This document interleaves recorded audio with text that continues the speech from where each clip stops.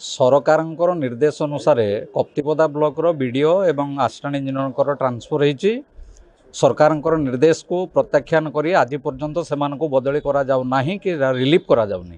Relief କରାଯାଉନି ଏଇଥିପାଇଁ ଯେ ଯେଉଁମାନଙ୍କର ବଦଳି ହୋଇଛି ସେମାନଙ୍କ ଦ୍ୱାରା କିଛି ବେନିଫିଟ୍ ହୁଏତ ଅନ୍ୟ କୌଣସି ସ୍ତରରୁ ପାଉଛନ୍ତି ଅନ୍ୟ ନେତାମାନେ, ତେଣୁ ସେମାନଙ୍କୁ ବଦଳି କରୁନାହାନ୍ତି। ସେଇମାନଙ୍କୁ ରିଲିଫ୍ କରିବା ପାଇଁ ଆଜି ଆମେ ଉପଜିଲ୍ଲାପାଳଙ୍କୁ ଗୋଟେ ମେମୋରାଣ୍ଡମ୍ ଦେଇଛୁ।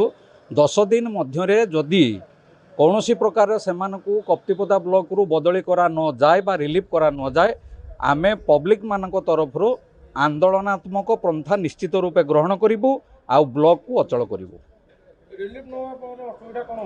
ଅସୁବିଧା ମାନେ ସେମାନେ ଟ୍ରାନ୍ସଫର ହେଇଯାଇଛନ୍ତି, ମାନେ ସେମାନେ ଆଉ ଗୁରୁତ୍ୱ ଦେଇକି ବ୍ଲକରେ ଥିବା କୌଣସି କାମକୁ ଠିକ୍ ଭାବରେ କରୁନାହାନ୍ତି।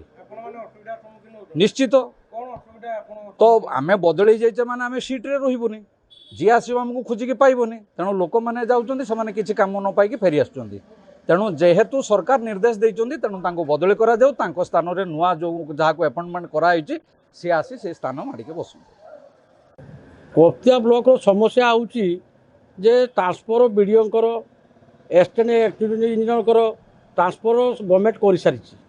ତ ଗଭର୍ଣ୍ଣମେଣ୍ଟ କରିସାରିବା ପରେ ଏଠି ରିଲିଫ୍ ସେମାନେ ହେଉନାହାନ୍ତି। ତ ନ ହେବାର କାରଣ କ'ଣ? ଯାହାଫଳର ଇଏ ପାଖାପାଖି 15-17 ଦିନ କାନ୍ତର ହେଇଗଲାଣି ତାଙ୍କର ଆଜି ପର୍ଯ୍ୟନ୍ତ ରିଲିଫ୍ ହେଉନାହାନ୍ତି।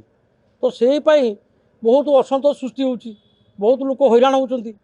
ତ ଆମର ଦାବି ଆମେ କଲେକ୍ଟରକୁ ଜଣେଇଛୁ, ଏସ୍ପିକି ଜଣେଇଛୁ, SDPO, IIC ଆପଣମାନଙ୍କୁ ବି ଜରିଆରେ ଜଣାଇବାକୁ ଚାହୁଁଛୁ ଯେ ଯଦି ଆମର 10 ଦିନ ଭିତରେ ଏ ବାବଦରେ କୌଣସି କାର୍ଯ୍ୟକାରୀ ନ ହୁଏ ଆମେ ଆନ୍ଦୋଳନ କରିବୁ, ବ୍ଲକକୁ ସୁଚାରୁ ରୂପେ ବନ୍ଦ କରିବୁ। ଟ୍ରାନ୍ସଫର ନେଲା ପରେ ସେମାନେ ଠିକ୍ ରୂପେ କାମ ଆଉ କରୁନାହାନ୍ତି। ସେମାନେ ଗାଡ଼ି ଆମେ ଯେତେ ଲୋକ ଯାଉଛନ୍ତି ଜନସାଧାରଣ ଭତ୍ତାଟେ ହେଉ କିମ୍ବା ଆଉ ଯେଉଁ କୌଣସି କାମ ହେଉ ସେମାନେ ସବୁ କେହି ରହୁନାହାନ୍ତି। ସେମାନେ ପଳେଇ ଯାଉଛନ୍ତି, ଗୋଟେ ଇଏ ଦେଖିକି ପଳେଇ ଯାଉଛନ୍ତି ଯେ ସାଇଡ଼୍ ଯାଇଛି, ଆମେ କେଠି ଯାଉଛନ୍ତି ନା କଳମ ଗଡ଼ିଆ ସେ ସରିଗଲା ସେ ଦିନଟା। এইଭଳିଆ ବହୁତ ହଇରାଣ ହେଉଛନ୍ତି ଲୋକମାନେ। ଇଏ ବୋଧେ ଯାହା କ'ଣକୁ ଜଣାଯିବ, ଇଏ ସାହସ ବୋଧେ ଶାସକ ଦଳ ତ ପାଉଥିବେ। ଶାସକ ଦଳ ଯେଉଁମାନେ ଅଛନ୍ତି ସେମାନେ ଦଳ